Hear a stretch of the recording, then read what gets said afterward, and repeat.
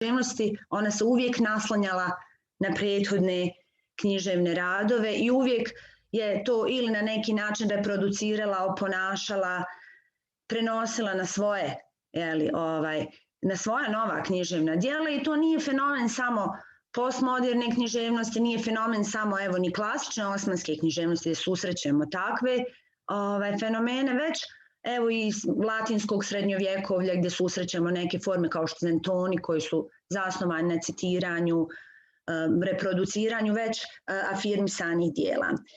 Upravo unutar tih intertekstualnih postupaka klasične osmanske književnosti posebno mjesto zauzima tahmis, što je jedna od najzastupljenijih formi koje su bazirane na eksplicitnom citiranju poezije afirmiranih autora. Dakle, u tahmisu kao formi imamo citiranje već poznate poezije nekog drugog autora koji sada novi autor, odnosno autor tahmisa, citira i vidjet ćemo na koji način nadovezuje svoje pjesničko stvaralaštvo na već postojeću formu, odnosno već postojeću pjesmu nekog drugog autora. Inače, sam tahmis je poetska forma koja ima strogo definiranu paradigmu citiranja, prema kojoj se svaki distih prototeksta, odnosno teksta preuzete poezije nekog drugog pjesnika, na svaki taj distih ili kako mi u osmanskom kažemo, turskom, bejt, što je osnovna jedinica sve poezije klasične osmanske, pa i arapske, perzijske, uopće tog orientalno-islamskog parnasa. Dakle, na svaki taj bejt, odnosno distih prototeksta poezije nekog drugog pjesnika koja je preuzeta, na nju autor tahmisa dodaje 3 nova stiha, što u pogledu sadržaja znači međutekstovno semantičko nadovezivanje stihova u jednu novu pjesničku cjelinu. I to je onako vrlo zanimljiv jedan fenomen, zanimljiva jedna forma koja izgleda ovako, dakle ta paradigma citiranja. Imamo 2 citirana polustiha, odnosno jedan bejt, na koga se dodaju 3 nova polustiha autora tahmisa i tako dobijemo 5 polustihova ili mesraa, kako to glasi na osmanskom turskom jeziku, i ovakvim postupkom na mjestu ranijeg distiha nastaju strofe od po 5 stihova, što i sam tahmis kao termin označava, odnosno dolazi, vi učite arapski, vjerovatno možete u korijenu ove riječi prepoznati korijen hamsa 5, pa onda i tahmis, što bi značilo nešto u petorostručiti, odnosno učiniti da sada ima 5 mesraa, odnosno 5 polustihova od prvobitna 2, koja su činila bejt u originalnoj pjesmi nekog autora. Naravno, ovdje se ne radi o tek pukom dodavanju novih stihova na taj citirani tekst, već novi stihovi koji se dodaju na taj predložak, na taj prototekst, moraju biti u istom metru, sa istom rimom, sa istom tematikom kao taj predložak, odnosno prototekst, što možda nama ne djeluje tako danas, ali u to vrijeme to je vrlo zahtjevan, vrlo kompleksan intertekstualni postupak.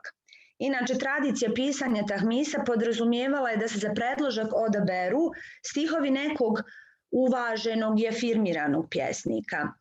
Naime, uvriježeno je mišljenje da tahmis se pisao iz 2 razloga.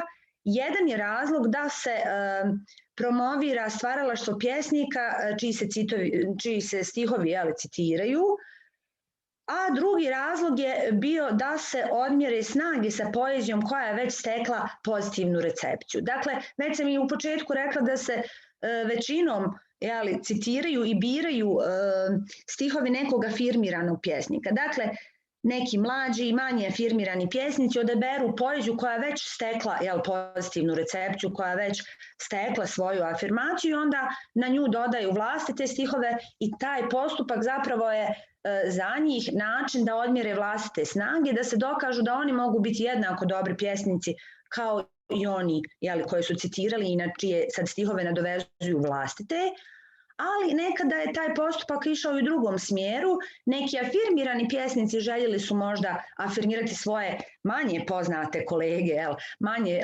poznate savremenike, pa su na njihove stihove oni nadovezivali vlastite i na taj način njih afirmirali. Ponekad se dogodi da je recimo tahmis poznatiji nego što je sam ta pjesma koja je citirana unutar njega ili ti stihovi koji su citirani, a nekada i obratno, jel?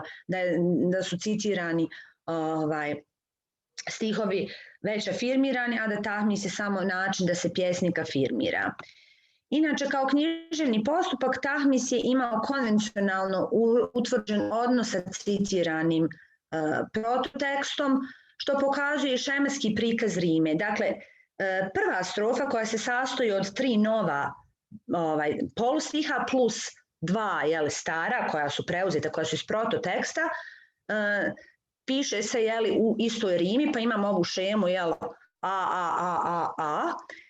I onda to je vrlo zahtjevno jer pjesnik mora imati potpuno istu rimu kao i citirani predložak. Međutim, u drugoj strofi nije tako, on se veže samo za rimu prvog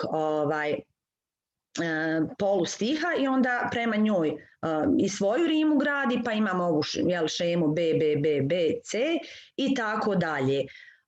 Obično za predložak su birani gazeli, najčešće jer su oni kraće forme u odnosu na kaside. Evo, ne znam koliko vam je i to poznato. Oni su imali otprilike između 5 do 15 bejtova, pa su mnogo češće pisani tahmisi na gazele i onda bi to ukupno, ako je gazel imao 5 strofa, onda bi imao 5 bejtova, odnosno distiha, onda bi i tahmis imao 5 strofa.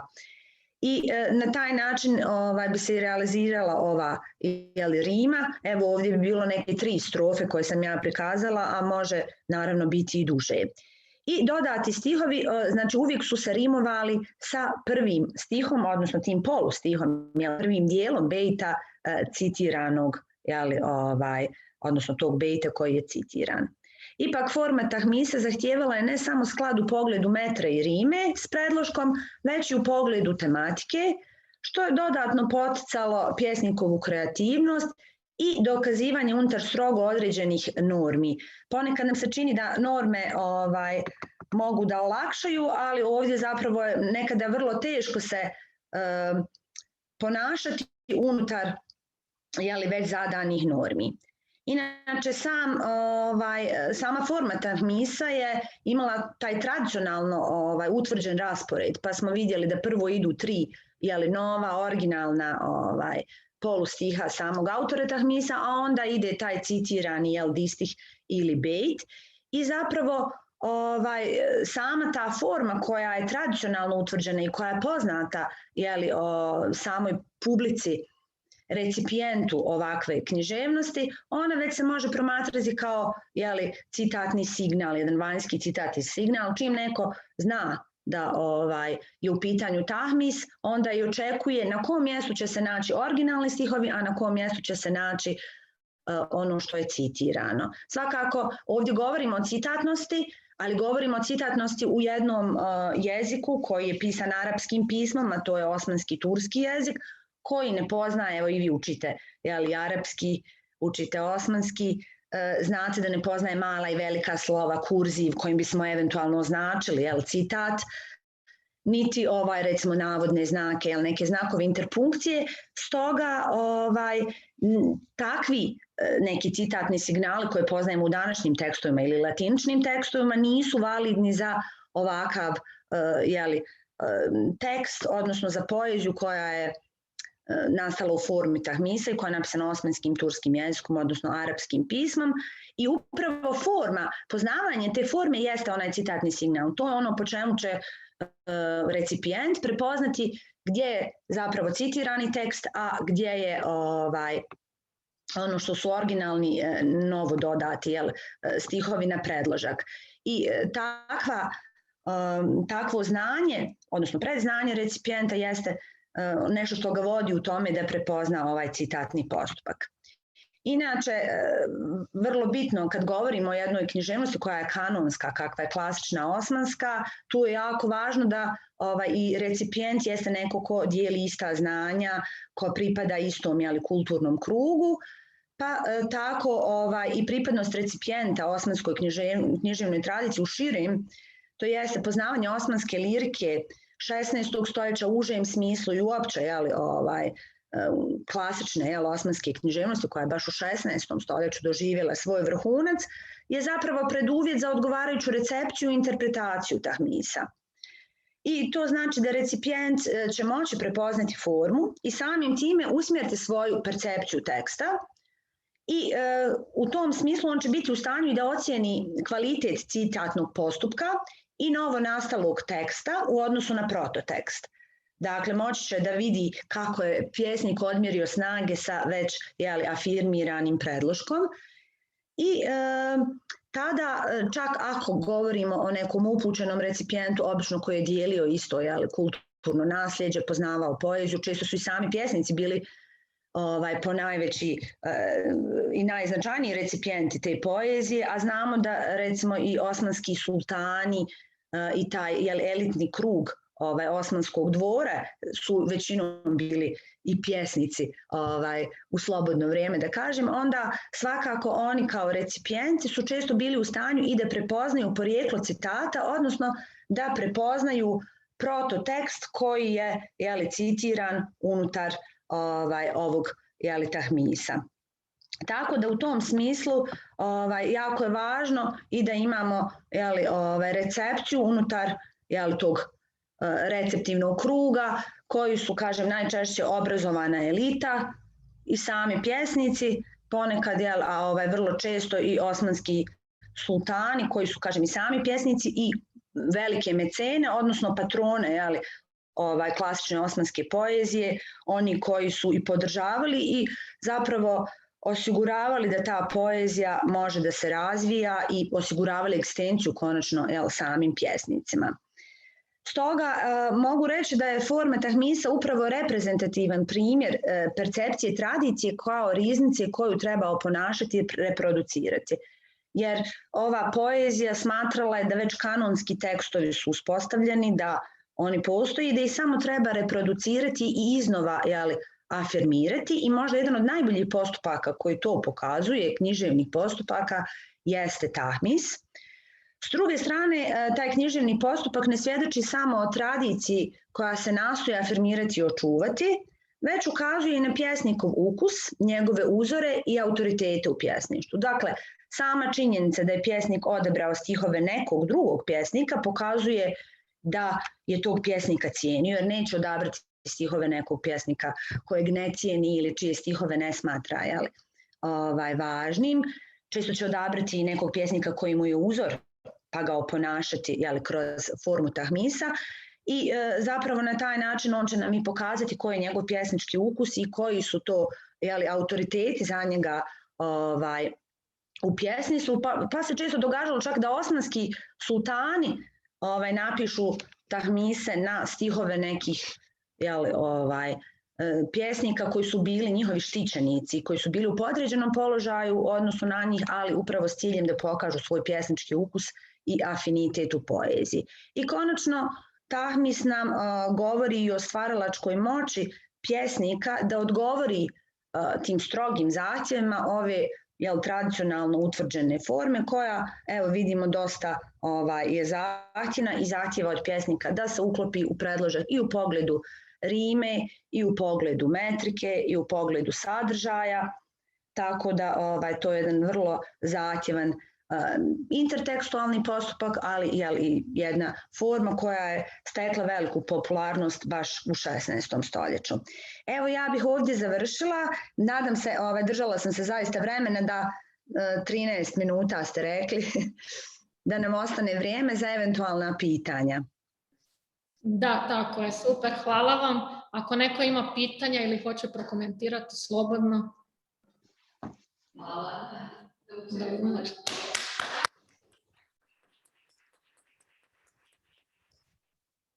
Hvala, zahvaljujem vam na vrlo poučnom izlaganju. A sada pozivam Mirsadu Čolaković iz Sarajeva sa izlaganjem na temu estetski ideali orijentalno-islamske književnosti.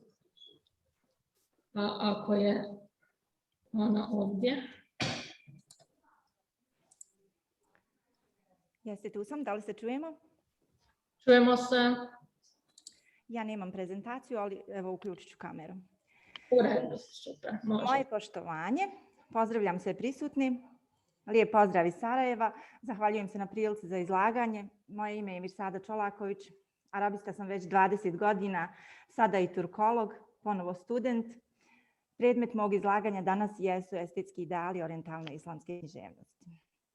Ja vas molim, ukoliko prijeđem prag vremena, da me upozorite, pošto neću imati predstavu. Ja ne bih mogla započeti bez postulata orijentalno-islamske duhovnosti, nadnaravno govora Kur'ana i hadisa koji su imali svojevrstan utjecaj na književno stvaralaštvo svih islamiziranih naroda. Kaže uzvišeni u poglavlju Milostivi Er-Rahman, on je čovjeka stvorio i lijepom izražavanju ga naučio. A poslanik, neka je mir i spas na njega, kaže, poslan sam da usavršim plemenite osobine ljudi, što će reći ahlak, etiku i estetiku. Svako književno djelo počiva na dva temelja, umjetničkom i estetskom. Umjetnički temelj nekog književnog djela predstavlja sam tekst koji je sačinio autor, a estetski temelj predstavlja čitalačku recepciju. Estetska recepcija nekog djela u čovjeku se javlja kao rezultat estetskog procesa. Na taj način čitalac sam u tekstu otkriva značenje. Ta recepcija kao subjektivan fenomen stvara različite asocijacije na doživljaje. Ono što u jednom čovjeku budi pozitivne asocijacije, na drugog može djelovati negativno. Dojam koji na nas ostavlja neko književno djelo može biti različit, zavisno od nivoa obrazovanja, našeg iskustva, interesa, poimanja etike, kao i sposobnosti naše imaginacije. Što se tiče orijentalno-islamske književnosti, ona je prije svega jedno carstvo poezije. Prozne umjetničke vrste javljaju se dosta kasnije.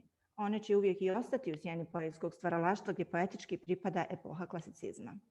Orijentalno-islamska književnost stvarala se na ogromnom prostoru stotinama godina, omeđena historijskim i političkim periodima. Njena nevolja je bila u tome što su se njome bavili samo orijentalni filolozi, kojima imamo zahvaliti na očuvanju njene građe, no filolozi po prirodi svoje struke ne obuhvataju književnost kao umjetničku vrijednost, koja se razvija upravo kao estetski ideal u odnosu na druga književna djela. Ova impresivna književna tradicija svojim je kontinuitetom prevladala već postojeće vrijednosti, obrazlažući svoje postulate utvrđivanjem njihove postojanosti u tradiciji i modificirajući njihovu vitalnu sposobnost u različitim kulturama sa kojima je bivala u doticaju. Kuranski tekst je stožerni tekst orijentalno-islamske tradicije, iako se ona razvijala stotinama godina prije i nakon pohoda teksta u samu tradiciju. Na neki način ona se određivala prema njemu. Snaga nadnaravnog teksta činila se nepredvidljivo velikom. Tu snagu upravo otkrivaju estetski ideali koji joj daju puni smisao u imanentnom proučavanju književnosti. Možda se navedeno čini kao tendenciozna afirmacija sakralnog teksta, no svjesni činjenice da nijedna tendencija nije primjerena nauci, upravo estetski ideal ove književnosti ne podnosi bilo kakav oblik pristrasnosti. Kao što načelo islama zabranjuje bilo koji oblik prisile u vjeri i u vjeru, što oslobađa svake predrasude. Utjecaj sakralnog teksta zaista je velik i uvijek konsekventno vodi ka metodi imanentnog pristupa. Ovaj jedinstveni orijentalno-islamski pristup svijetu estetički je pristup jedne jedinstvene kulturno-civilizacijske tvorevine. On se proteže u kontinuitetu koji su sa sobom nosili narodi koji su ušli u orbitu islama, kojima on određuje način života i moralne norme, ideale, način ponašanja, pa čak i arhitekturu građevina. Orijentalno-islamska vizija svijeta prije svega je religijska vizija u smislu čovjekovog odnosa prema svijetu koji ga okružuje, prema početku, trajanju i kraju svega postojećeg. Njen stav prema prirodi nije u konfrontaciji, niti osvajačkoj prevlasti. On je u znaku identifikacije i prihvatanja. Nema ambiciju da mijenja svijet, da stvara drugačije, nego mu je bitna preokupacija življenja ovosvjetskog postojanja. Prema ovom fenomenu predstava života i smrti jedna je cjelina koja se proteže iz jedne sfere u drugu, u kojoj vrijeme gubi značaj jer je vječno. Sada bih govorila o strukturalnim razlikama dviju nespojivih književnih tradicija, istočnoj i zapadnoj. Mi na Balkanu smo također neki zapad orijentu, pa možemo da se pronađemo. Ove tradicije stotinama su godina nezavisno jedna od druge živjele u naročitoj vrsti estetičkog nesporazumijevanja. Zbog navedenog iskustva, odnosno neiskustva, obje su književne tradicije ostale uskraćene. Galand je tek u ranom 18. stoljeću zapadnoj književnosti predstavio autentični korpus orijentalne književne tradicije predstavnim dijelom 1001 noć. Djelo je izazvalo divljenje, prihvaćeno kao narativno i kompoziciono čudo, kao jedno od najvažnijih djela u historiji kulture uopće. Isto djelo na istoku je imalo nezapaženu recepciju. U zlatno doba arapsko-islamske kulture ono uopće nije smatrano književnim djelom, nego je bivalo prepušteno pučkom ukusu i zabavi. Ono niti danas ne predstavlja status umjetničkog djela posebne vrijednosti, iako arapski književnici obrazovani na zapadu nastoje afirmirati ovo djelo koje se na istoku čita drugačije. Mogli bi se nizati primjeri iz historije književnosti koji bi potkrijepili ovu činjenicu, no dovoljno je navesti književne korpuse koji su u samom temelju ove tradicije. No, nastavimo dalje. Orijentalna književnost bila je pretežno lirska. Epio je bio stran, kao i drama koja se uvodi tek u modernoj književnosti, no ona svojom umjetničkom vrijednošću, skromnom produkcijom i suzdržanom recepcijom ipak dopire do zapadne umjetničke tradicije. Zapažen je utjecaj orijentalno-islamske tradicije na Goethea u njegovom širokom književnom opusu, a posebna je crta ove književnosti to što ona uvijek nastoji da dosegne do najdubljih životnih istina kao iskustva, pa da i zatim saopći čitaocu. Sve orijentalne islamske umjetnosti prožete su manifestacijama životne radosti i ljepote življenja ostvarila. Profesor Duraković na jedan zanimljiv način kroz ornament biljne arabeske objašnjava estetički princip istočnjačke kulturne tradicije. I same njene strukture, vidjet ćemo, proizilaze različite recepcije najviših umjetničkih vrijednosti. Element ponavljanja, tvrdi profesor, koji se u ritmu javlja u arabesci, stilizacijom se nadopunjava, isprepliče i estetizira. Jedan se motiv uvijek povlači pred drugim, oni se ne sukobljavaju nego prate, prepuštaju prostor jedan drugome, te uzajamno usklađenim ponavljanjem nameću iznenadnu svijest o nekim svojim odlikama. Posmatrač može početi od bilo kojeg detalja koji nije presudan za estetski doživljaj djela. Ti detalji spontano teže da se ritmički ponavljaju beskraj i na taj način oni govori o neprolaznosti i vječnosti budućeg svijeta. Arabeska nema linearan tok, nema naglašan početak niti kraj. Ona ponavljanjem segmenata obuhvaća kompletno djelo sa svih strana. Na taj način ona bez napetosti i neizvjesnosti svojim cikličnim strukturiranjem zapravo smiruje. Konstruktivistički princip arabeske dominira i u djelu 1001 noć kao estetički princip koji bitno određuje umjetnost riječi kao dominantu jedne tradicije u cijelini. Estetski ideal orijentalno-islamske književnosti ponovo nas vraća na predstavna djela sa početka ovog izlaganja. Kur'an je arabeskni princip ponavljanja doveo do neponovljive perfekcije. Svako njegovo poglavlje je samodovoljno. Pored samih poglavlja, koji su poredak ljudskog djela, neuzvišenog autora, naravno da se može sačiniti drugačiji poredak poglavlja što ne bi utjecalo na smisao objave. No, zadržimo se na poimanju vremena koje je u ovim kulturnim tradicijama sasvim različito. Kako znamo, istok i zapad različito mjere vrijeme, pa je tako, samim tim njihova recepcija umjetničkih književnih djela različita. Orijentalno islamsko poimanje vremena u neraskidivoj je vezi sa shvaćanjem čovjekovog položaja u svijetu, a samim tim shvaćanjem umjetnosti u toj tradiciji. Zbog opisanog shvaćanja vremena i čovjekovog položaja u tom vremenu, ova tradicija nije ni mogla drugačije da se iskaže osim kao lirska. U njoj caruju ode, a pesimizam joj sasvim stran. Pored oda, zastupljen je žanr samohvale, zatim deskriptivna poezija, dok je ljubavna lirika gazel specifična do te mjere da izražava pjesnikovu ekspanziju svijesti ka božanskoj ljepoti spoljašnjeg svijeta. Na ovaj način ova se kultura suštinski odredila. Razvijala se u skladu principa estetike koji su oduvijek težili idealima. Orijentalno-islamski umjetnik nije stvarao, već u okviru stvorenog inovirao i izumijevao. Njegov zadatak je bio da objavljuje radost, ne zebnju, te da kod slušalaca izazove ista osjećanja. Na taj način je doživljaj više okrenut spoljašnosti nego unutrašnjosti. Upravo tako je u usmenoj tradiciji prenošenja i preživio ovaj fenomen uvijek više namijenjen sluhu nego bilo kojoj vrsti refleksije. Ta usmjerenost slušanju zahtijevala je formu čiji je najvažniji element upravo ponavljanje. Kompozicija je u prostoru uvijek bivala međusobno zamjenjiva. Stihovi se uvijek mogu međusobno ispremetati bez da se poremete motivi koji su fundamentalno estetski ponavljaju i predstavljaju metričke fenomene. Tako da, kada se u različitim verzijama zamijenu pozicije stihova, smisao koji je zatočen i dalje biva efektan. Takvo nešto moguće je samo u arabeski.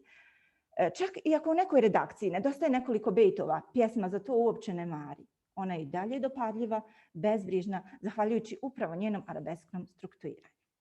Konsekventno tome, ona je ravnodušna prema linearnosti. Ono što je u zapadnoj tradiciji postulirano kao početak, sredina i kraj, u nju je relativizirano, čak i relevantno. Upravo ovo silno diferencira zapadnu i orijentalnu islamsku tradiciju, pa su zato i različite njihove percepcije.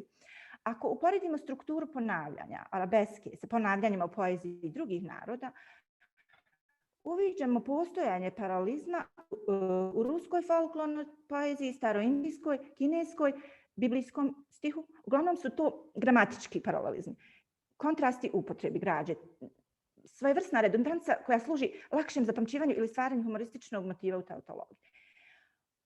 Oni su najviše svojstveni kulturama koje nisu bile pismene. To su različite literacije, ponavljanje slogova u rimi, metrički fenomeni, ponavljanje stihova po uzorcima itd. Međutim, u poetici orijentalno-islamske tradicije ne susrećemo ovaj tip ponavljanja, niti uopće kontrast gramatičkih kategorija. Jedan distih može da stoji u odnosu međusobne zamjene sa drugim. Nije uopće građen po načelu opozicije. Odsustvo naglašene linearnosti prisutan je princip zbog kojeg umjetničko djelo orijentalno-islamske tradicije proizvodi radost. Možemo da uporedimo poetičko načelo koje je uvjerljivo afirmirao Aristotel, a koje dominira tradicijom zapadne kulture, posebno u drami, koja je nezamisliva bez raspleta i zapleta. Jedan od razloga zašto orijentalno-islamska kultura nije imala dramu, kao i termin tragedija i komedija, koji su također bili nepoznanica u jeku prevođenja antičkih dijela, jeste taj da bi sa takvim pogledima na život ova tradicija izvršila suicid. No u zdravorazumskom prosuđivanju ona se vlastitoj samoizolaciji opredijelila za tradicionalizam. Zapadna kulturna tradicija ostala je uskraćena iskustva koje je baštinila orijentalna književna tradicija od kojih se moglo učiti.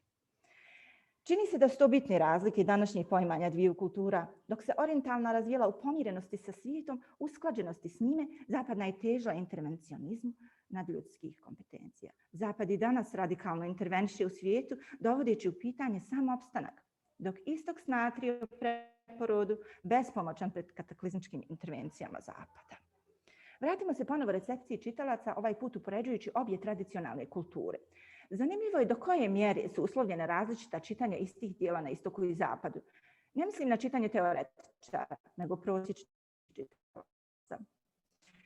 U knjizi simboličnog naslova Čitanje radi zapleta, Peter Brooks izlaže koncepciju kojom se ne zadovoljava žudnja za krajem i na taj način postiže zadovoljstvo. Na prvom mjestu to su uvijek temporalni slijed i progresija, kretanja zapleta prema kraju.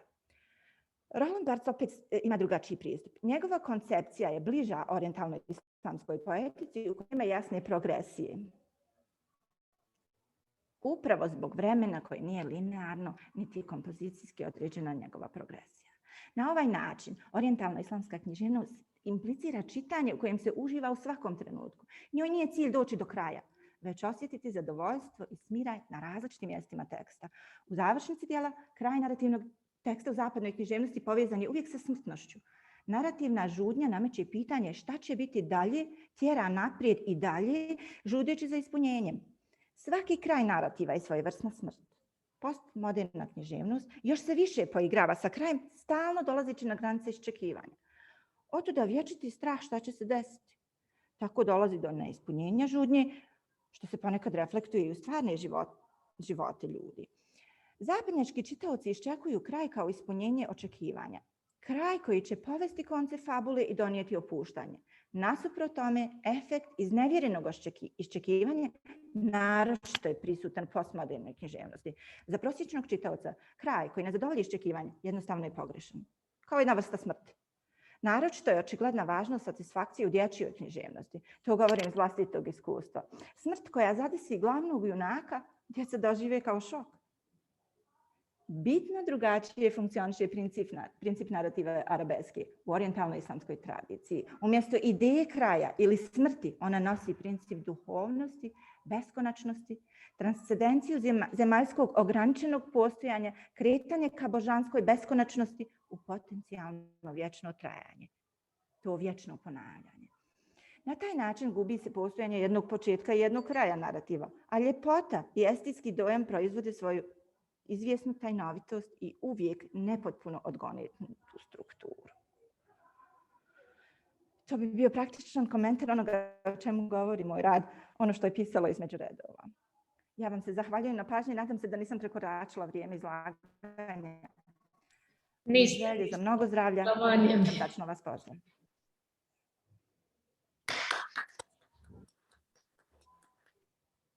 Zahvaljujem vam na vrlo zanimljivom izlaganju, a sada pozivam Adnu Marić iz Mostara sa izlaganjem na temu poetika ženskog bivanja u crnom mlijeku Elif Shafak.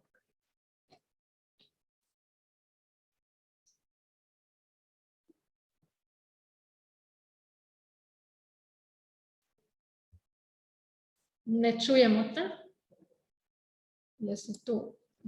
Aha, nisam bila upalila mikrofon, je li sada ok? Je, sad se čujemo, super. Super.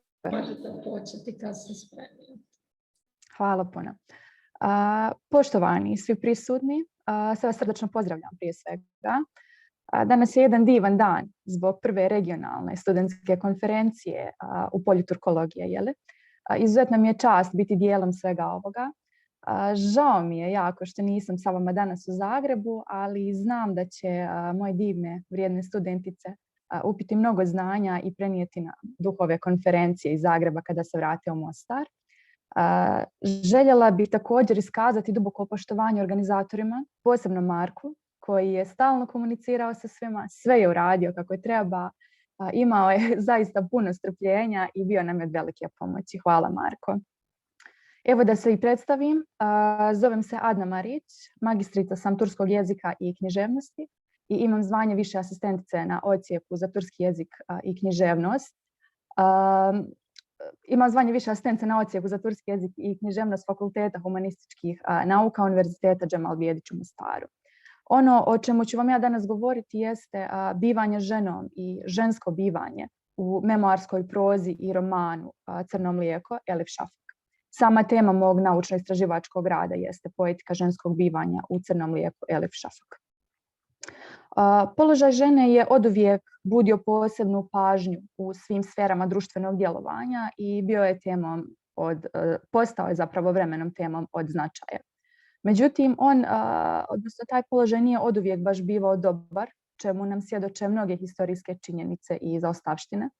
Tokom vremena žene su se izborile za mnoga prava koja one u prošlosti nisu imale, ali danas u 21. stoljeću koje se smatra jednim modernim dobom u kome bi se ravnopravnost svih ljudi trebala podrazumijevati, neka prava izostaju, nažalost, posebno u zatvorenim zajednicama. Razlozi za to su brojni. U nekim društvima žene se bore za osnovna ljudska prava, kao što su pravo na obrazovanje i slobodan izbor. A u nekima gdje su ta prava osigurana, žene pokušavaju da izbalansiraju karijeru i porodicu i riješiti se tereta savršene žene. Društvene norme mnogih zajednica od takvih žena očekuju da one mogu izdržati sve, da mogu da budu najbolje u svemu i jednostavno djelovati onako, kako društvo diriguje zapravo. U savremenom svijetu, kada se u jednoj ženi uporedo sa željom za ostvarenjem sebe kao kompletne ličnosti u smislu profesionalnog zanimanja, obrazovanja, produhovljenja i svih drugih segmenata takvog ili sličnog napretka ličnosti javi i poriv za majčinstvom i takvom vrstom ličnog ispunjenja, tada može nastati unutrašnja borba koja u nekim slučajevima može dovesti i do depresije.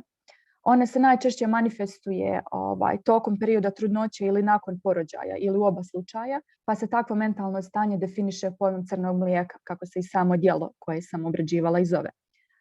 Individualnost koja je stavljena u tematski centar modernog, postmodernog i savremenog, naravno književnog djela, koja se razvijala i koja se i danas razvija pod utjecajem određene kulture, postala je vrlo bitna karakteristika književnosti 20. i 21. stoljeća.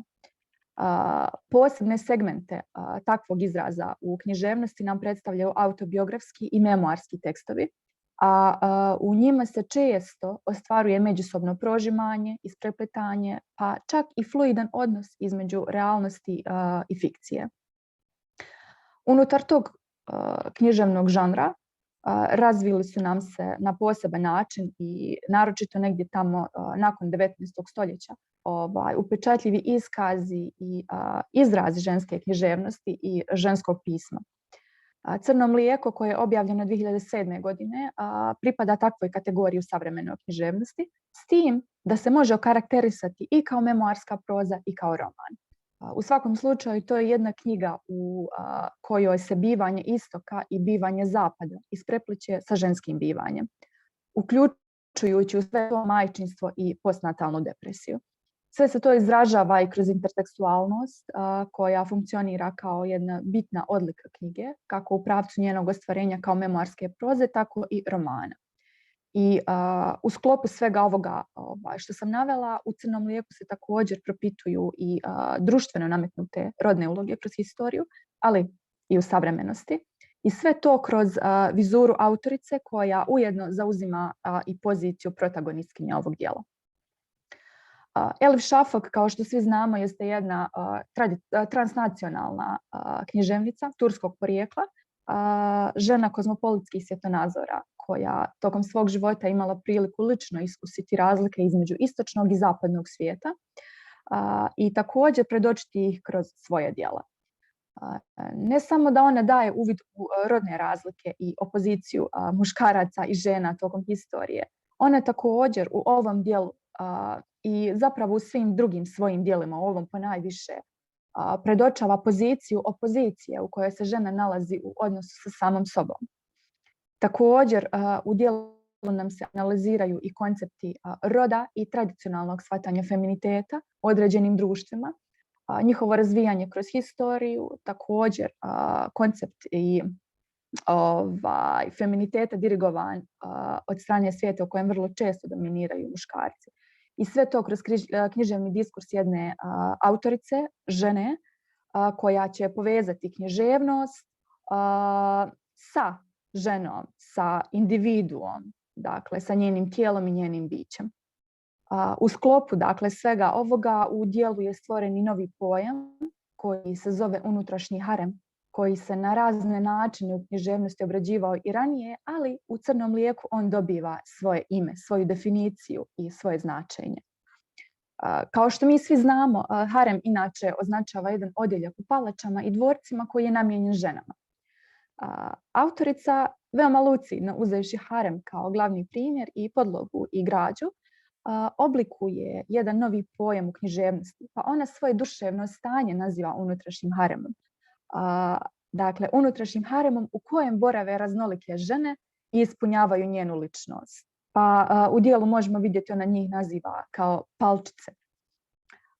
Govoreći o ženi, kada se skupa sa porivom za ostvarenjem ličnosti, dakle kao kompletnog bića u svakom segmentu, javi iznenada poriv za majčinstvom, u tom slučaju je vrlo moguće da se u osobi javi jedna unutrašnja borba.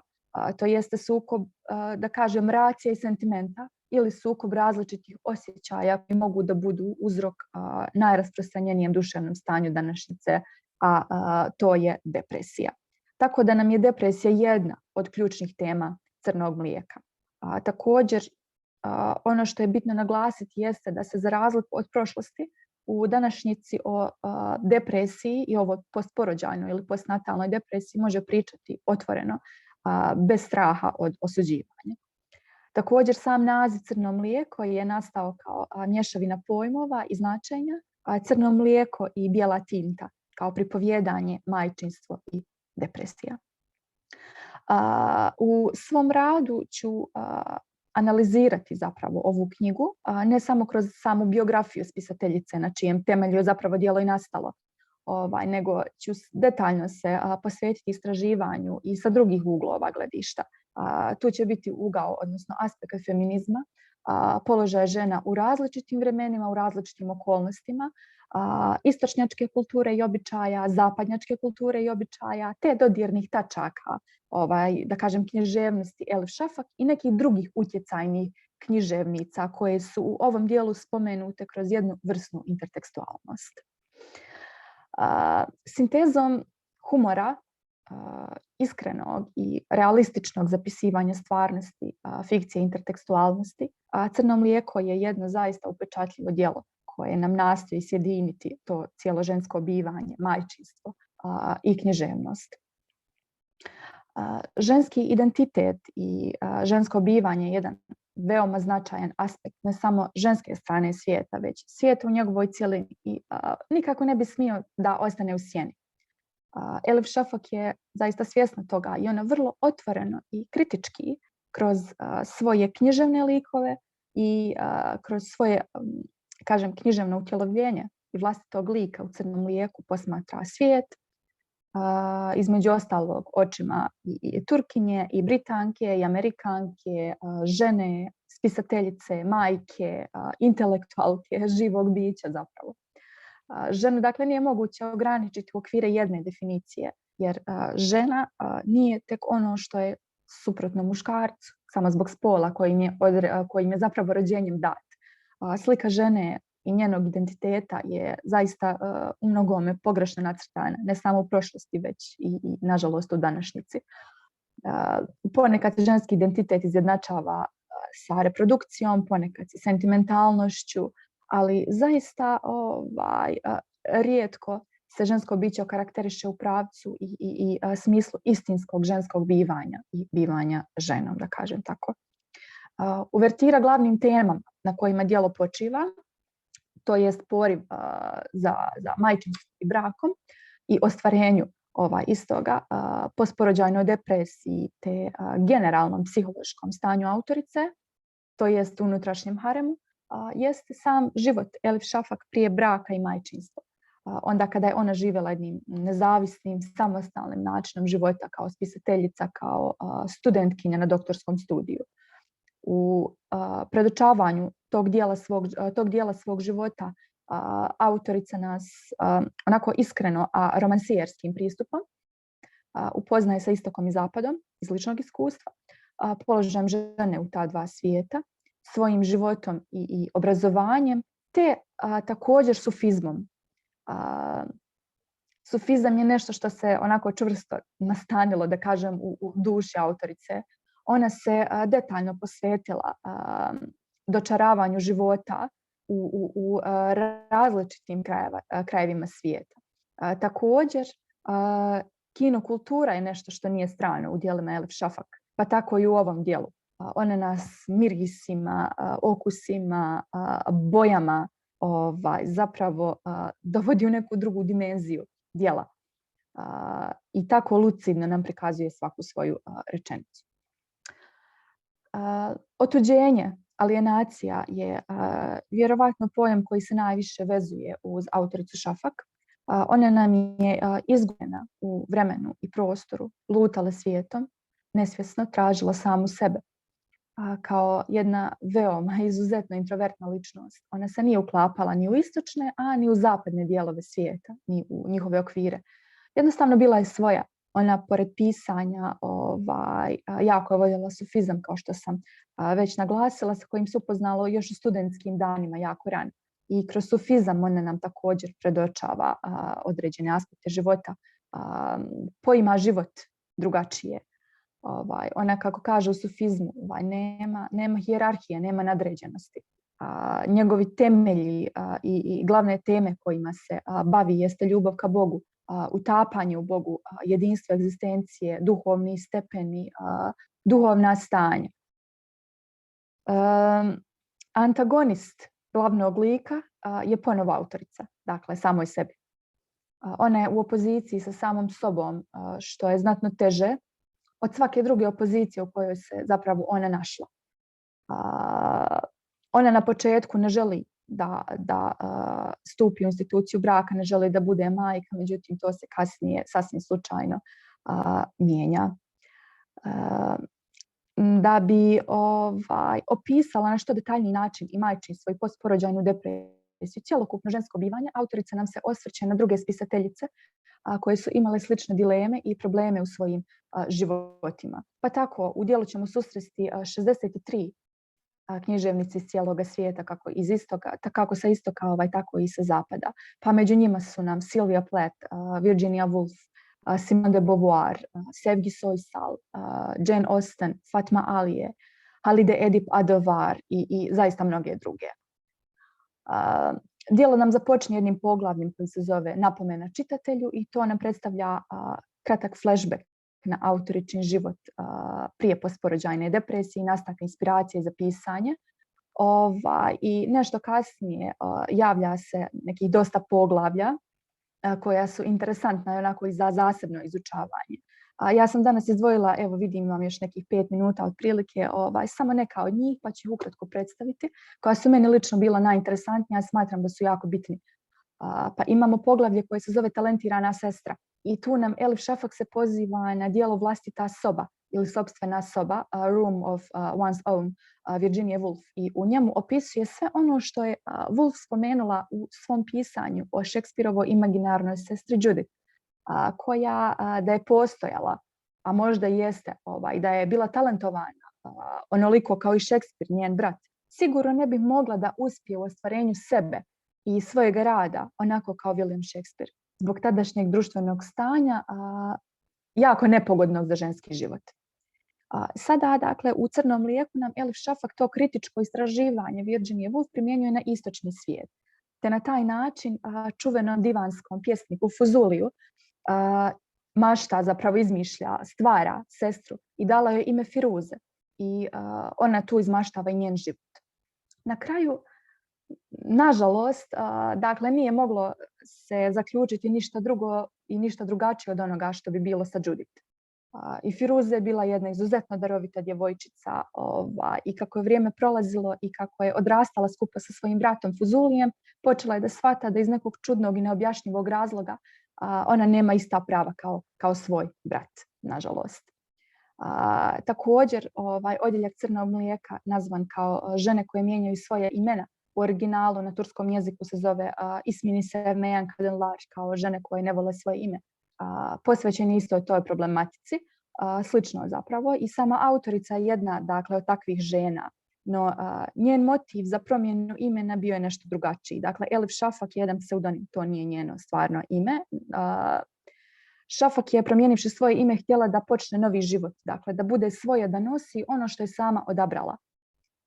Ona kaže da nju oduvijek je mučilo to što se od žena očekuje da prvo uzmu očevo prezime, onda muževljevo, tako da su to kao nomadska imena, uvijek se mijenjaju.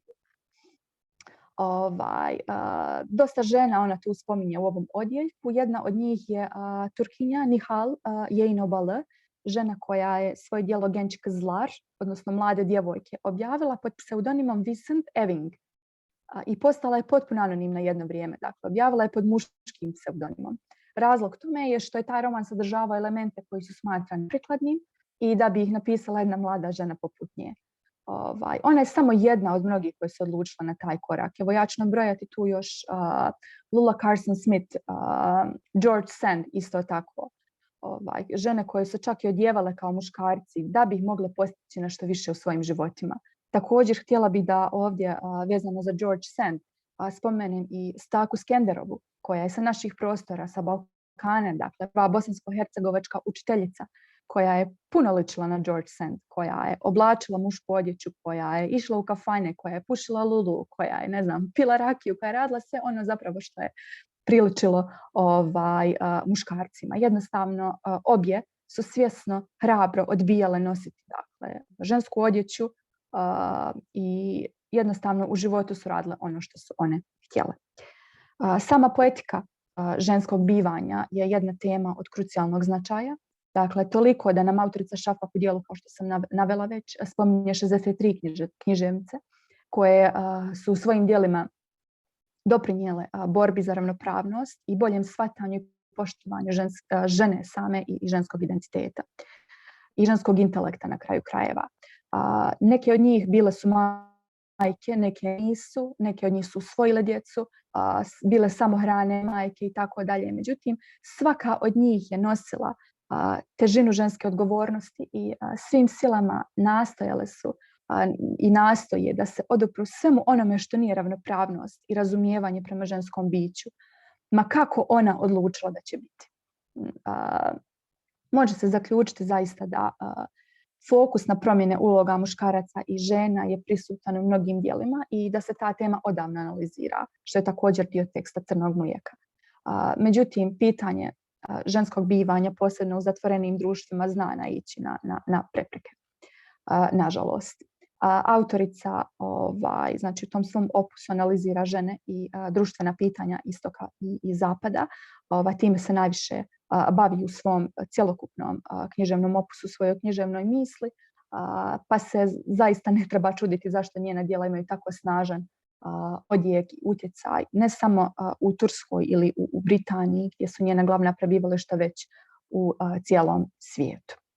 Evo, ja se nadam da sam vam uspjela prenijeti barem jedan mali djelić svog istraživanja na najbolji mogući način i da će se barem neko od vas koristiti njime. Zaista o ovoj temi bi se moglo govoriti još onako satima i meni je žao što smo ograničeni vremenom, ali tako nam je, nažalost. Hvala vam svima na pažnji. Uživajte u Zagrebu, naučite mnogo toga novog. Ako ima pitanja, naravno, ja bih rado odgovorila na njih, koliko god da je to u mojoj mogućnosti. Dosta sam ovdje, pošto sam ja imala sličnu temu Elešaku, nadam se da čuješ. Da li misliš da ona nalazi neko rješenje u stvari za ženu? I da li je to rješenje istočno ili zapadno ili je možda u ortodokskom islamu ili možda u sufizmu? Kako se nije počela u suštini?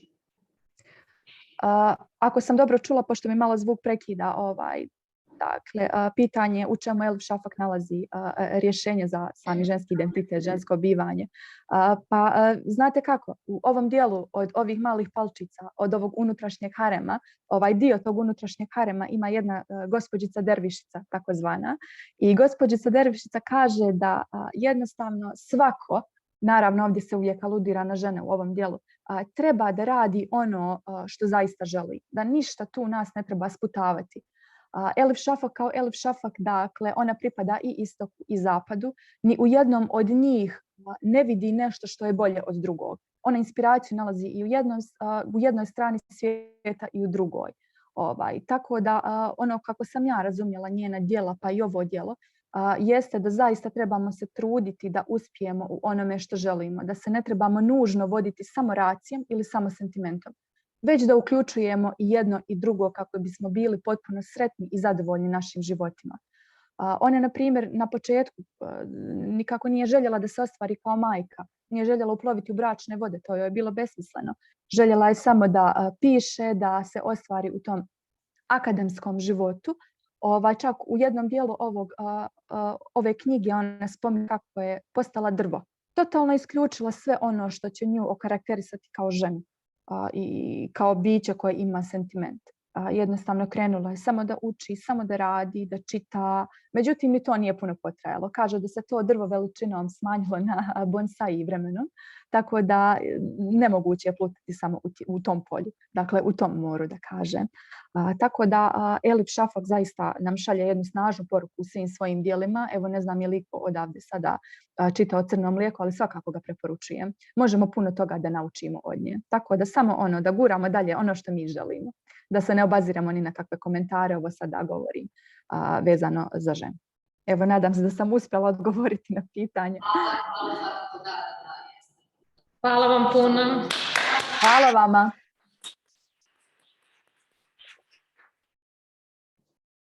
Sada pozivam Predraga Janjića iz Beograda sa izlaganjem na temu položaj žene u romanu Sergüzeşt Sami Paşazade Sezarija.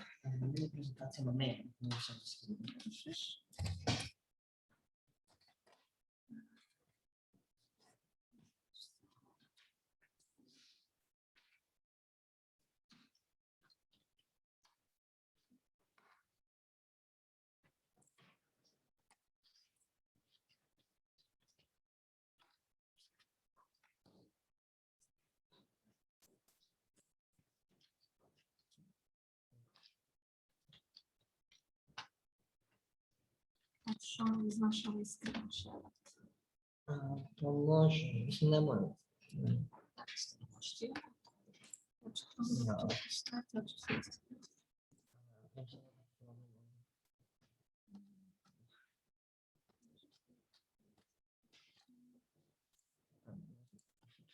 Aha, Ne mogu da pričam i bez prezentacije, ne probam.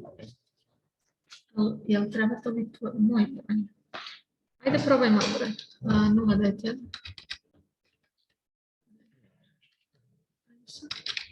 142. 9. 53. 1.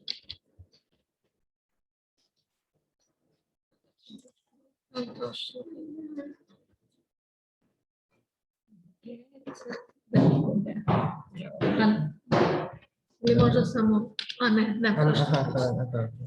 4141 51. Nema problema.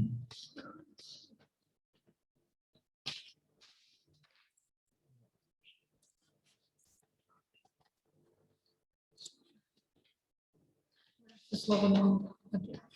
Da.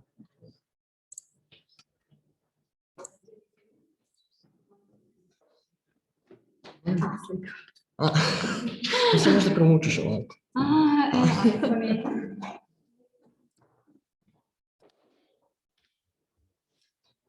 Dobar dan svima. Dakle, ja ću danas govoriti o položaju žena u romanu Sjaj Guzešt, stavio prošle zajedno sa Zaija. Dakle, roman Sjaj Guzešt je jedna svojevrsna kritika ovog autora koja se odnosila na celokupno društvo u kome živao, na osmansko društvo i prvenstveno se bavio problemom ropstva koji je dalje bilo prilično rašireno u Osmanskom carstvu, međutim, on se također dotiče i pitanja položaja žena i to kroz neke porodice, uloge majke, odnosno muškaraca i žena i na slobodu izbora i neke druge društvene norme koje su se morale pridržavati i muškarci i žene. Dakle, da bismo krenuli uopšte u temu, moramo razumjeti koga se Zaj kritikuje, zato što postoji mnogo kritičara koji govore da je Zaj bio veoma subjektivan. Dakle, on je bio jedan europejac, bio je prozapadno orijentisan i neki mu to zameraju, pa tako koriste, na primjer, opise evropejskog konaka Asaf Paša, koji je onako lepo uređen, koji ima jednu lepu atmosferu u sebi. A naspram njega tu imamo, na primjer, rustičnu orijentalnu vilu drugog trgovca robljem, kod koga je glavni karakter ovog romana, Dilbar boravila. Također mu zameraju i to što ih je u nekoj još jednog robovlasnika koji je doveo uopšte Dilbar u Istanbul. On mu je dodelio titulu Hadžije, čime ga je spojio sa islamom i na neki način recimo povezao taj problem neslobode i ravnopravnosti sa time. Međutim, da li je to uopšte tačno, da li je tako se Zaj mislio? Dakle, za početak imamo scenu u kojoj se Zaj opisuje dve mlade devojke koje su obučene u europejsku odeću po parijskoj modi, koje su došle u Istanbul i sreli su se sa dve skromnije obučene muslimanke koje su bile pokrivene, tako? I one su bile, upućivale su neke loše komentare, one su njima zamerale kako su one tako pokrivene i tako dalje. I nakon toga se Zaj upućuje komentar da uopšte nije u redu, da se dovodi uopšte u pitanje čast i moral muslimanskih žena i da je njihov apsolutni izbor da li će one biti pokrivene ili ne. Dakle, također jedan od kontraargumenta tako je i to što je se Zaj u romanu uopšte nije svalio svu krivicu na Osmanlije, tako i na islam, nego je on na mnogo mjesta u romanu spominjao, na primjer, vizantijske ruševine, spominjao je neke utvore iz davne prošlosti, neki srednji vek, stare vekove, dakle on je na taj način napravio jedan kontinuitet koji zahvata i Osmanlijsko carstvo, tako, ali koren problema pronalazi u nekim starim vremenima, tako, a ne u samom osmanskom narodu, ako se mogu tako izraziti.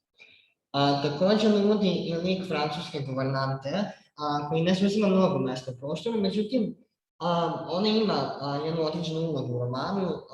Dakle, ta francuska guvernanta u jednom trenutku na jednoj večeri govori o tome kako na istoku Turci nemaju svoj jezik, da li je to možda arapski, da li je neki drugi jezik, kako Turci nemaju svoju kulturu, tako, nego veliča francusku i evropsku kulturu. I lik ove francuske guvernante se zaje predstavlja kao jedan jako nesimpatičan lik.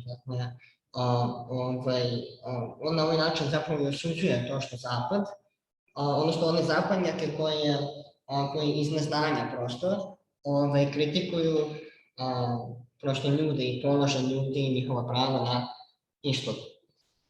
Takođe se zapravo vidi problem, odnosno koren svog tog problema položaja ljudi, i žena naravno, u neznanju, prosto u neobrazovanju, a ne u islamu ili nekoj religiji ili kulturi, nego prosto u tomu što su ljudi bili neprosvećeni i zbog toga je i položaj žene između ostalog bio ugrožen.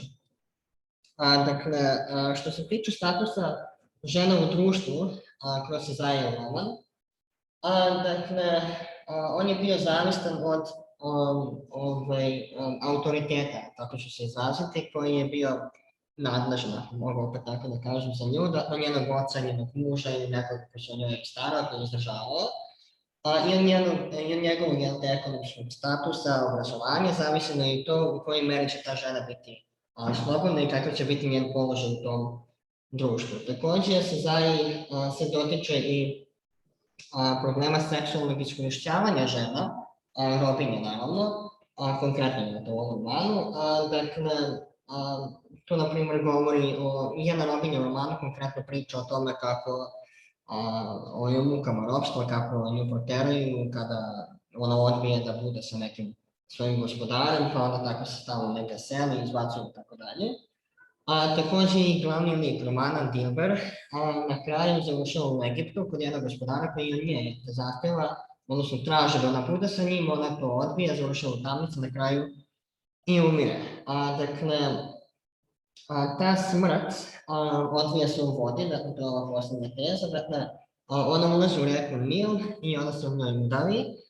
Sad taj motiv vode zapravo simboliše taj proces prečišćavanja, ta zaštita ženske časti, nevinosti i te čistote.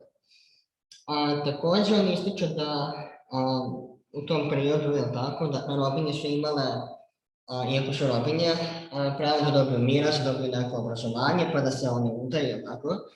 Međutim, postoji jedna scena u romanu kada u jednoj velikoj prostoriji ima neki određeni broj robinja koje se zabavno sviraju, pričaju, tako, belaju, i kada u jednom trenutku ulazi robovlasnik koji krene da ih besomučno tuče zbog toga što su govorili na drugom nekom jeziku, a ne na turskom.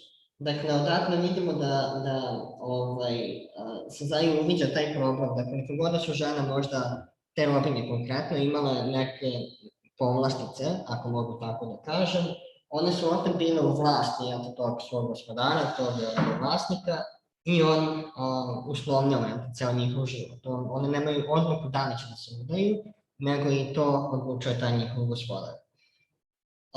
Takođe, u romanu uviđamo i jednu specifičnost da žena Mustafa Efendije, dakle, on je prvi Dilberin gospodar, ona uopšte nema ime.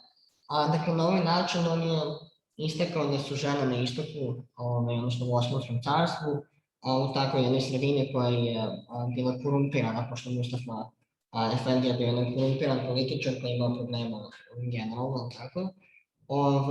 Koliko su one bile obezličene. Njegova žena je potpuno bila njegovo vlasništvo. Sad, što se tiče položaja žene u porodici, dakle, to možemo napraviti jednu paralelu između gospođe Zahra, to je majka Dželal Bega, kroz kojeg je i sam Sezai izrazio svoje mišljenje o položaju žena u društvu, i žena Mustafa Efendije. Dakle, gospođa Zahra je jedna žena koja je bila udata za Evropejca Asaf Pašu, ona je živjela ugodnim životom, imala je prilike i da se obrazuje, i da čita, i da sve, tako da ima više prilika, tako. Dok žena Mustafa Efendije, ona je trpela nasilje, on je nju tukao, on je čak nju i varao, i ona je trpela, prosto živjela u jednim lošim uslovima. Takođe, što se tiče žene Mustafa Efendije, Sezai je specifično naglasio da je ona, na primjer, da je imala više kilograma, da je bila ružno obučena, da je bila ružna, tako, i da je bila pokrivena. Naravno, opet to ne možemo da povežemo baš sa islamom, nego on je upravo time htela da pokaže da oni imali izbor, ili njen muž, bio jedan loš, neprosvećen čovek, i zbog toga i ona morala da bude pokrivana. Dok, na primjer, za gospođu Zehru, koja jeste bila evropejska žena, ali je bila Turkinja, on nije naglasio niti kako se oblačila, da li je bila obučena la franga ili na Turka, da li je bila pokrivena ili ne, čime je on njoj dao pravo i slobodu da ona sama odluči da li će se pokriti ili neće, na primjer. Takođe, možemo napraviti paralelu između prava na mišljenje koje su imale ove dve žene, dakle, gospođa Zehra, kada saznaje za ljubav svoga sina Johna Begga sa glavnim junaka Dilber, ona se naravno prvo ljuti jer ona želi najbolje za njegovu budućnost, međutim kada se ona razboli, zapravo ima neki deliriju zbog toga što ona pošalje Dilber dalje u Egipat, bez njegovog znanja, ona se pokaje i ona razgovara sa svojim mužem koji i dalje pri tome da ta veza ne sme da se ostvari, da oni ne smeju da budu zajedno, a ona kaže da to sve nije važno, ili tako, nego da je njoj na prvom mestu sreća svoga deteta. I na kraju njihovog razgovora njen muž, Asad Paša, kaže uradi kako god želiš, uradi kako god hoćeš, mene to više ne zanima. Dakle, on njoj daje pravo da ona misli kako ona želi i da učini kako ona želi. Dok sa druge strane imamo ženu Mustafa Efendije, koja u trenutku kada Dilber beži, kada se ona vraća, dakle, Mustafa Efendija odlučuje da on neće da proda Dilber toj ženi kod koje je ona pobegla, koja je žela nju da spase. I u jednom trenutku se čak ne spominje ni prisustvo njegove žene, nego samo on donosi odluku šta će biti danas sa Dilber. Takođe, često tema Sezajevih priča, dela i ovog romana naravno jeste brak, pre svega problem provodadžisanja, odnosno ugovaranja brakova. Dakle, on smatra da je osnovno pravo svakog čoveka da sam odabere sa kime će da provede svoj život. I ovo je oslikao proizvodnik Johna Begga i njegove razgovore sa svojom majkom i sa svojim stricem, i takođe u njegovom odnosu sa svojim ocem. Dakle, svi te starije generacije su i dalje bile za to provodadžisanje i ugovaranje brakova, dok je John Begg eksplicitno naglašavao na više mesta u romanu da je izbor bračnog partnera pravo svakog pojedinca. Takođe, u romanu imamo trenutak kada John Begg zamišlja jednu sliku gde bi napošteno slikao. Tako da muškarca koji sedi mladoženje, starijeg nekog čoveka, iza koga stoji nesrećna mlada sa bolom u očima i tako dalje. Dakle, na taj način on je hteo John Begg da prikaže koliko su ti brakovi zapravo nesrećni, i to je zapravo pandan samim odnosu Sezaija sa ovim romanom Avantura. Takođe, ono što Sezaj ističe kao jedno od najvećih vrlina jesu majčinsko osjećanje, odnosno uloga majke u životu svakog pojedinca. Dakle, on to smatra kao najveću vrlinu koju posjeduju sve žene, bez obzira na to da li su one u romanu bile dobre ili loše. Dakle, dobre majke u romanu su i Mustafa Efendijina žena, izvinjavam se, i gospođa Zehra. Iako je žena Mustafa Efendija u romanu loš lik, a gospođa Zehra recimo dobar, one su jedna i druga dobra majke, jer se brinu samo o svojoj deci. Takođe naglasio za Mustafa Efendijinu ženu, za nju u romanu postoji opis da je ona prema svima bila loša, da se svađala i da je tukla svoje robinje, da je ogovarala komši i tako dalje, i onda se Zaj navodi da je ona jedino imala ljubav i nežnost samo prema svojoj ćerki Atije. Dakle, još jedna stvar koja bi možda poentirala značaj uloge majke za Sezaija, jeste i to što u romanu ne postoji ni jedan trenutak direktnog kontakta očeva sa njihovom decom. Dakle, Mustafa Efendija ni u jednom trenutku nema kontakt sa svojom ćerkom Atije, kao što ni Asaf Beg nema ni jedan razgovor uopšte sa svojim sinom, dakle nema nikakav direktan kontakt, čime on može želeo da kaže da je majka zapravo mnogo važnija za čoveka nego otac. Takođe, važno je napomenuti estetiku romana, koja je usko povezana sa psihologijom likova. Dakle, u odnosu na to u kakvom su okruženju i uslovima živjeli njihovi, tako je bilo i okruženje oko njih, tako? Dakle, na primjer imamo motiv kuće Mustafa Efendije, koja je onako rustična, ružna, gdje nema svetlosti, koja odaje utisak nekih starih vremena, tako? Što odražava opet ne samo psihičko stanje Dilber koja je boravila tamo, nego i žena Mustafa Efendija koja je bila potpuno obespravljena u toj kući.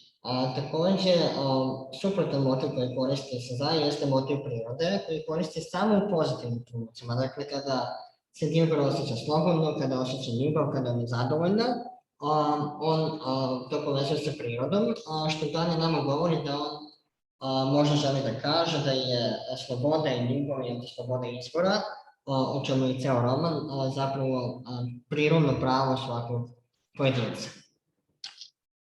Dakle, zaključak roman Avantura jeste jedan svojevrstan manifest liberalne misli ovog autora i on je kroz relativno mala strana, dakle ovaj roman na turskom recimo ima oko 70 strana, uspeo da postavi i odgovori možda na mnoga pitanja koja su se ticala i položaja žene i položaja roba i generalno društva koje ga okružilo.